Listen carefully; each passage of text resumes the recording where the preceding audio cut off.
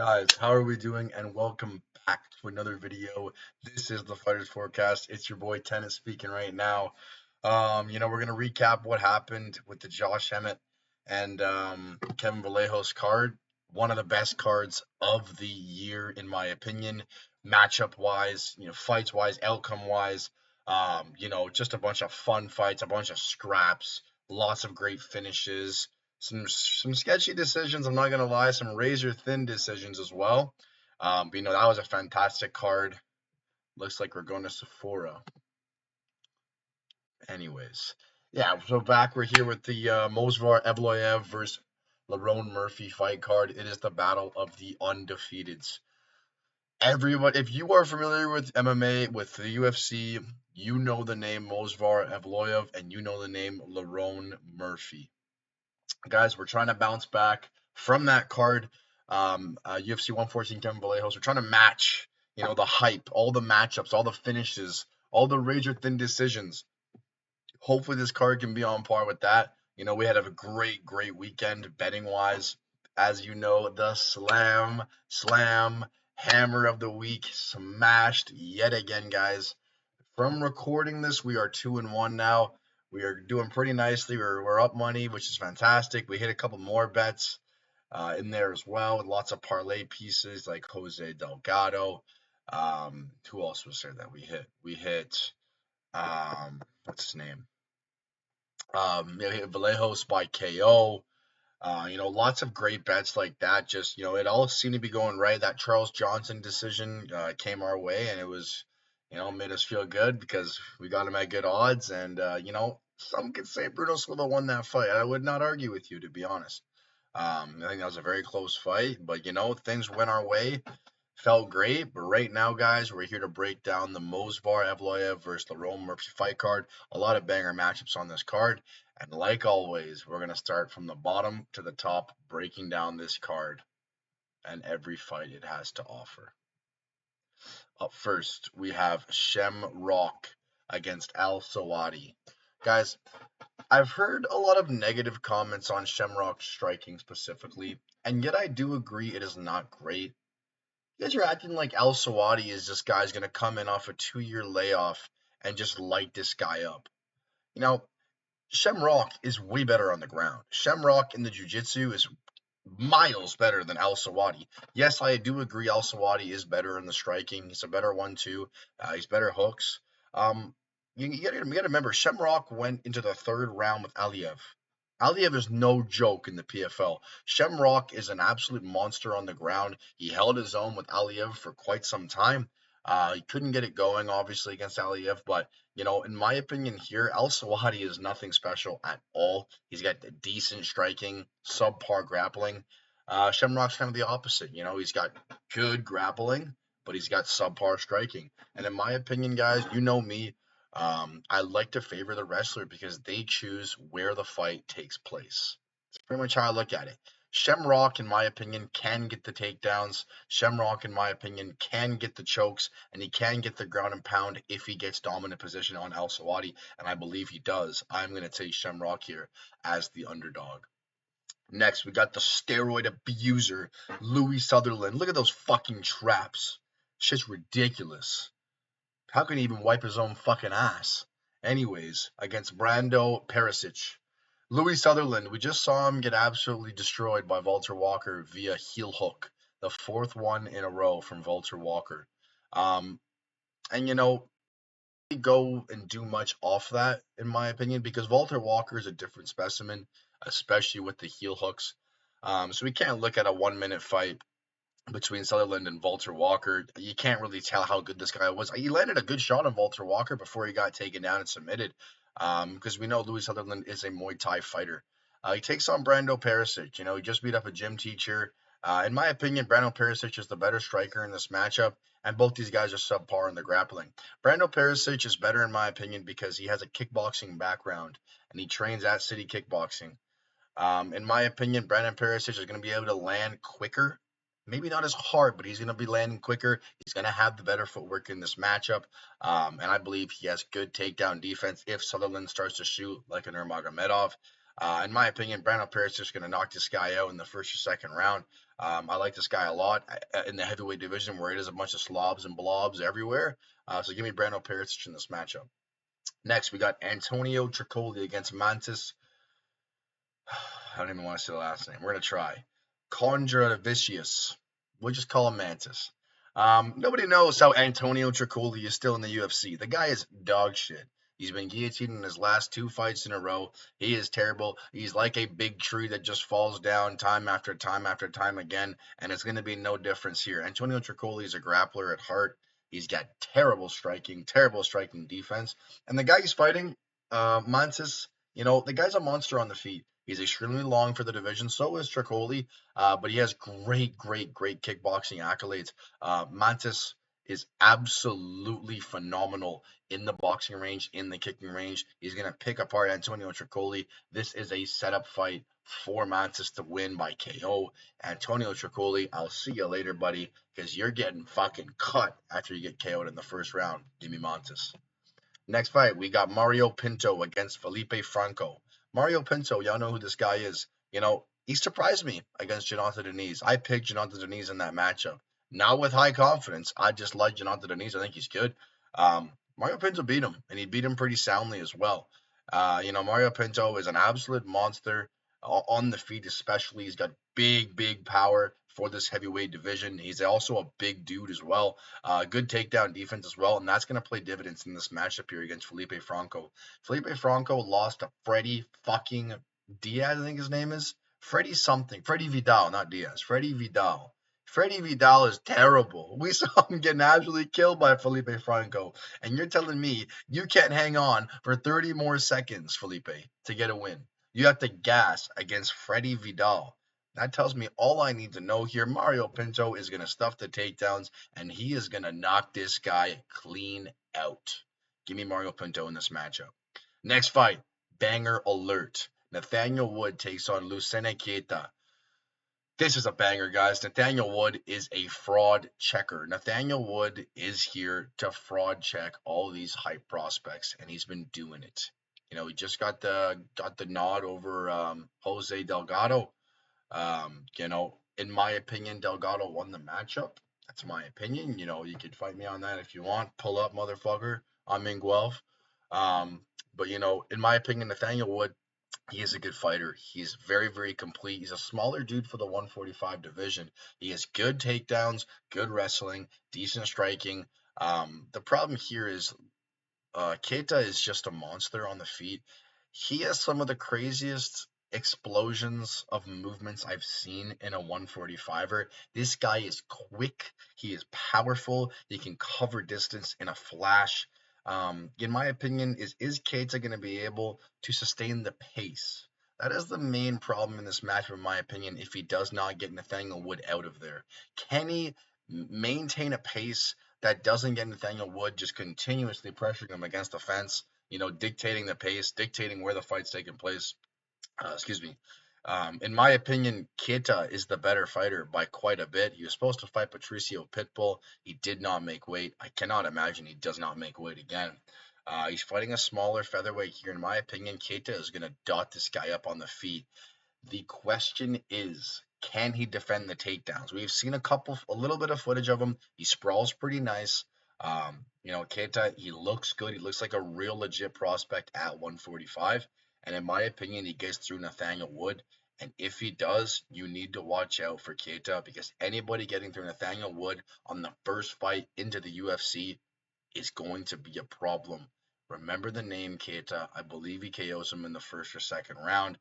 The guy's fast twitch muscles are just unreal. And that's why I'm picking him here. Next fight, we got Mason Jones against Axel Sola. Look at the flag, ladies and gentlemen. Look at the flag. We see a French guy. Now, it's kind of a joke, but it's kind of a true joke. You know what I mean? Axel Sola representing France. There's been a notion so far recently. French people are a bunch of pussies. Now, don't come after me, bro. Like, if you heard that, I watched the We Want Picks guys, and they say that French people are pussies, and they're not wrong. Look at Umar Sy last week. What the heck was that? The guy tapped before the choke was even locked in. Any sort of adversity, and he was gone. So, we saw Kevin just said be an absolute juice box fool. and just fucking get killed. You know, in my opinion, Axel Sola is nothing special. The guy lost to Reese McKee. I picked Reese McKee in that matchup as well. Axel Sola is mediocre in my opinion. He's decent everywhere. He's not good anywhere.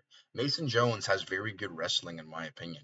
He has good double legs, good single legs, and he has good control on top. The problem with Mason Jones is he fights down or fights up to his opponent's level. And Axel Sola, in my opinion, is worse than him. So are we going to see a Mason Jones that just barely gets by split decision because he's fighting down to the level of Axel Sola? Or can we see a Mason Jones that's going to be absolutely dialed, trying to dominate, trying to finish at every point he can? In my opinion, Mason Jones just has the much better grappling here. He can land nasty ground and pound, and I believe he gets this fight done by knockout in this matchup. We got one attendance hype trains now. It is Curtis Campbell against Danny Silva. What I do, guys, is I watch the Dana White Contender Series. I pick one or two fighters from each week, maybe even none if none of them impress me, and I put them on a list here that it says to watch out for in UFC. Curtis Campbell is on that list. He is in the top five, I believe, out of 10. So, I rank him pretty high. Problem is, he has a pretty hard matchup here for his debut. We'll go over Curtis Campbell. You may think this guy's a striker. He's not. He's a grappler. I know he has lots of KO wins, but it's a lot by ground and pound. Curtis Campbell loves to clinch against the fence, loves to shoot for single leg takedowns, and he will most of the time get them. Curtis Campbell, he's very sound defensively, unless you're throwing in combination and in tons of volume, which Danny Silva does. Curtis Campbell can get backed up against the fence, and if Danny Silva does that and lets the combinations go against the fence, you could see him KO him, in my opinion. Danny Silva lands about 7 strikes um, to his opponent, but also takes in 7 strikes to his opponent. So his striking defense is not great, but his striking offense has tons of volume, and he's going to put the pressure on Curtis Campbell here. So if Curtis Campbell cannot get this down to the ground, this is going to be a very, very interesting fight. In my opinion, Danny Silva is the better boxer in this matchup. But in my opinion, I think Curtis Campbell's going to back this guy up. He's going to get the takedowns, and he's going to get the position he wants. He will open up Danny Silva on the ground, and in my opinion, he wins this matchup. Give me Curtis Campbell, my hype train. Next, we got Roman Dolidze against Christian Leroy Duncan. Roman Dolidze, we just saw him get absolutely embarrassed by Fluffy Hernandez, and we just saw Fluffy Hernandez get absolutely embarrassed by Sean Strickland.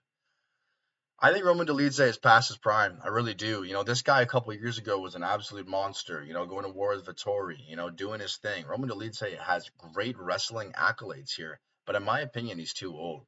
In my opinion, he's way too old. Roman Dolidze is too slow. He showed he did not have the cardio in that last matchup against Fluffy, which I guess who does against Fluffy, unless your name's Sean Strickland.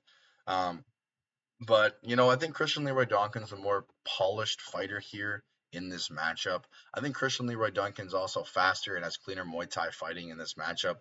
The problem is here, is Roman Dolidze going to become a Nurmagomedov and just shoot and shoot and shoot and get him against the fence, clinch, judo throws? Will he do that? I don't know. I don't know if he can. I think he wants to do that. I don't know if he can, though. Roman Dolidze does not have the cardio anymore to do that. And in my opinion here, Leroy Duncan is going to be too quick. He's going to have the way better footwork in this matchup to get away from those octagon side shots of Roman Dolidze of the judo trips. And in my opinion, Leroy Duncan wins this fight by decision. We know how tough Dolidze is. He probably isn't getting knocked out. But I am going to take Leroy Duncan by decision in this matchup.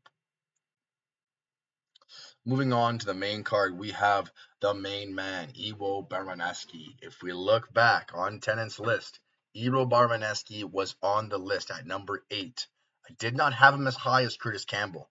He was in an absolute brawl with Ivo Aslan in his UFC debut. One of the best rounds I've ever watched, to be honest.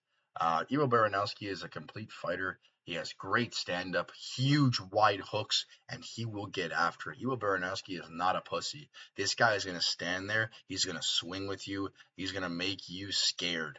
And I respect Ivo Aslan for engaging in that war that him and Iwo put on. And in my opinion here, this is a setup fight. He's fighting Austin Lane coming down from heavyweight. Austin Lane is a punching bag, guys. Just an absolute punching bag. Ewell can win this fight by being an Nurmagomedov if he wants. I don't believe he does that at all. I think Ewell stands there. Austin Lane does not have a great chin. Ewell is going to be 10 times faster than Austin Lane. He's going to land that shot. He's going to KO him. Give me Ewell Baranowski in this matchup. Next fight, we got Michael Venom Page against Sam Patterson. Now, guys, I don't really get this fight, if I have to be honest, quite frank. Michael Venom Page just beat Jared Cannonier. I know you could say, oh, it's in a different division. It doesn't matter. Guys, Jared Cannonier is like 8th ranked. You're giving him a guy in Sam. Why would you give Sam Patterson Michael Page if you're trying to build him up? That'd be one of the last guys I'd give you if I'm trying to build you up in the 170 division. I'd give you fucking Neil Magny to get into the rankings. I don't get this. I don't get this. People are saying, "Oh, we're gonna build Sam Patterson up." It's just, you're not building him up. You're building him up to lose. Michael Venom Page is an absolute monster on the feet. This guy has fought everybody: Sharabulin Magomedov, Jared Cannonier, all these monsters. Ian Gary. You know, this guy has fought everybody, and Sam Patterson is a level below all those guys that I just listed. Sam Patterson has mediocre striking. Michael Venom Page is some of the best striking in the 170 division I've ever seen. Maybe it's boring. Maybe you don't like the little lunging in shot from Michael Venom Page, but it's extremely effective. Michael Venom Page does not get hit with a lot of strikes because of how far he stands from his opponent. He loves to bounce on his feet, 6 feet away from his opponent. Then he'll lunge in quick with a right and tag you. His timing is impeccable here.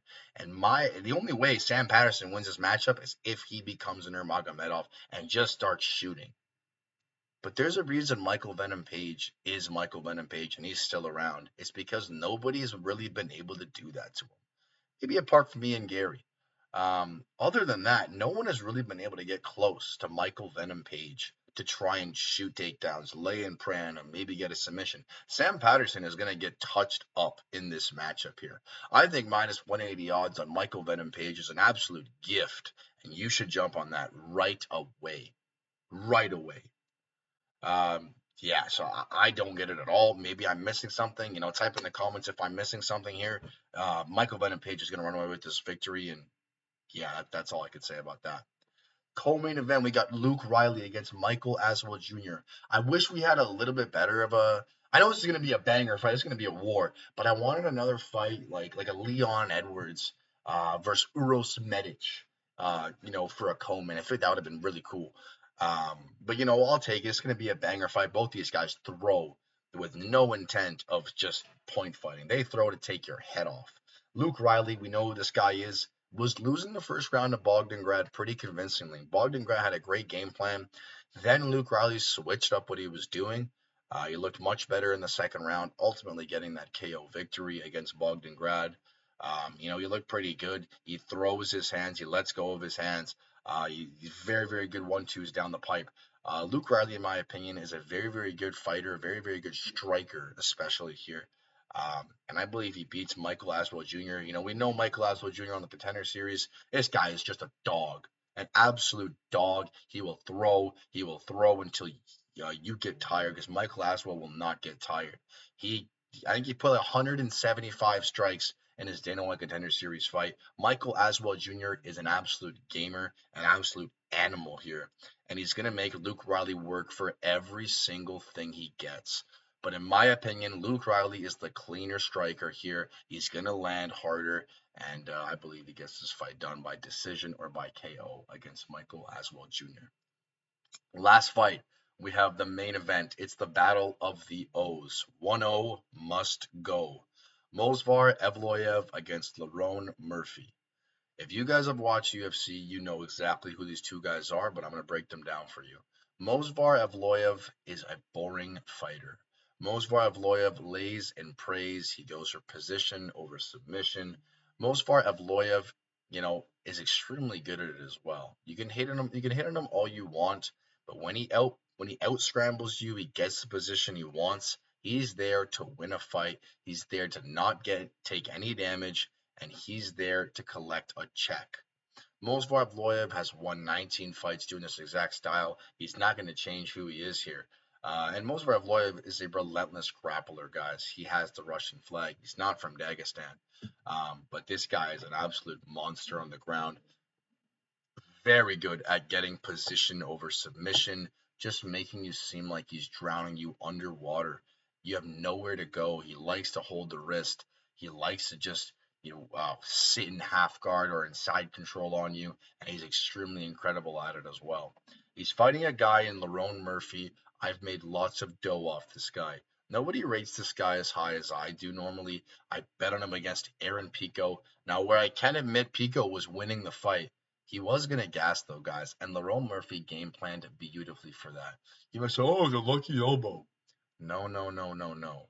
If you rewatch the fight, every time Aaron Pico would come in to the boxing range or in for a shot, Lerone Murphy would lift his lead elbow like this, trying to catch him coming in. Or in the clinch, Lerone Murphy would try and maybe get the ninja choke going on and get Aaron Pico guessing, little backup, bang, elbow right to the chin of Aaron Pico. Beautiful game plan. He knew Pico was going to come out guns blazing. He did. He timed him on many of the shots, many of them entering the pocket. I think Lerone Murphy's fight IQ is absolutely superb, and I love betting on him, but I'm not going to do it here.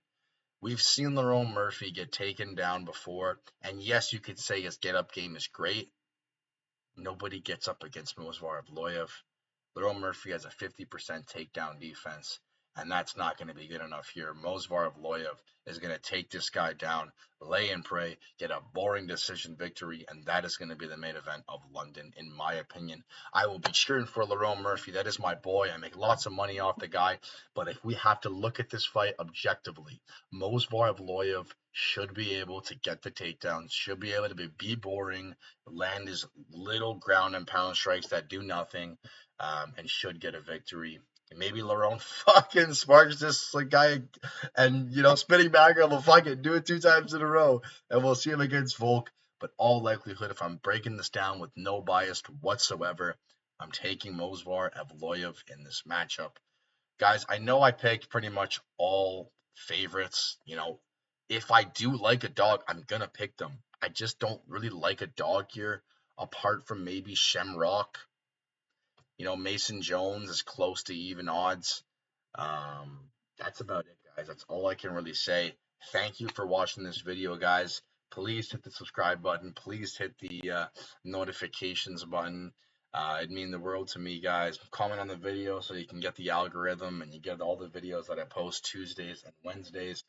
We're going to get back for the lock of the week. The hammer of the week is what we call it. And I'll get the guys to you quick. We're 2-1 in that right now. Hopefully making it 3-1. And I'll see you guys in the next one. Peace.